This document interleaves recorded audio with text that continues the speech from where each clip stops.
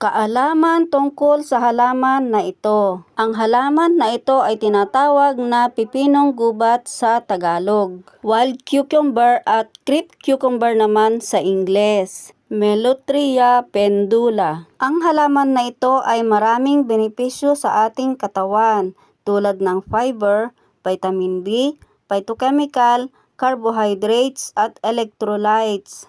Pamilyar ba kayo sa halaman na ito?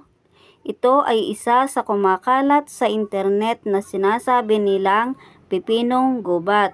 Kahawig ng pipinong berde na nabibili sa palengke. Ito ay napakaliit na hugis oblong. Green ang hilaw at black ang hinog. At ang mga talbos nito ay ginugulay tulad ng talbos ng ampalaya at nakakabuti rin sa diabetes at anemia. Nakatikim na ba kayo ng ganito? Ang pipino at pipinong gubat ay walang pinagkaiba pagdating sa sustansya, benepisyo at lasa. Ang pagkain nito ay nakakabuti rin sa kalusugan ng tiyan, sakit sa puso, sakit sa bato, diabetes at panlaban sa mga kanser. Nagsisilbi ring purgative ang mga hinog na bunga nito. Ang tendrils o katawan ng halamang ito ay nilalaga at iniinom upang magbigay lunas sa acidity o pangangasim ng sikmura.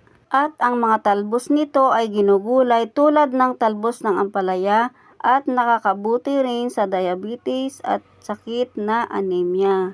Ang dahon ay manipis katulad ng ampalaya at kulay dilaw ang bulaklak nito. Ito ay isa ding instant mouthwash dahil kayang-kaya nitong alisin ang mga bakterya sa loob ng ating bibig na nagdudulot ng di kaaya-ayang amoy.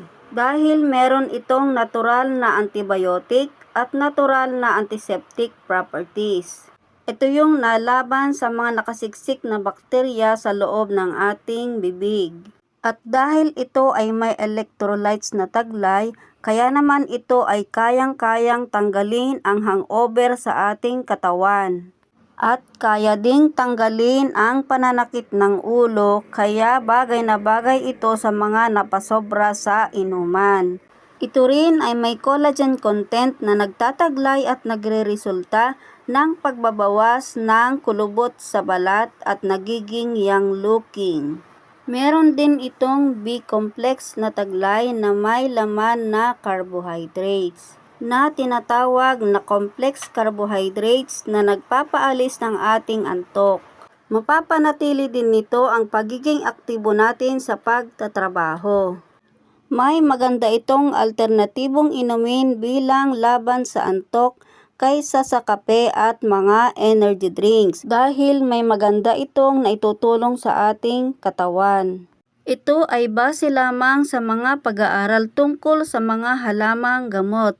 Thank you for watching. Please follow and share for more health tips.